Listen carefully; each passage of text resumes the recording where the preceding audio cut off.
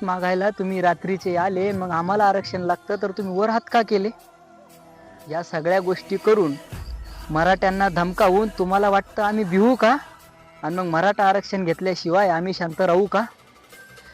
अहो, मराठ्यांच्या जीवावर सरकार तुम्ही घडवलं आणि ह्याच मराठ्यांना तुम्ही आज आरक्षणासाठी रडवलं. मग तुम्ही किती जरी धमक्या मारल्या तरी तुमच्या धमक्यांना आम्ही भिवू का? आणि इथं मराठे साहेब आम्ही आरक्षण घेतल्याशिवाय राहू का? आम्ही एकनिष्ठ आणि समांतरीने वागतो. आम्ही थोडीच तुम्हाला फुकट आरक्षण मागतो. आणि समोर किती जरी तुम्ही येऊ द्या, आम्ही तुम्हाला खरं भिवू का? मराठा आरक्षण घेतल्याशिवाय आम्ही शांत राहू का? दोन्हीकडे घोळ करून तुम्हाला दोन्ही सरकार आणता आलं.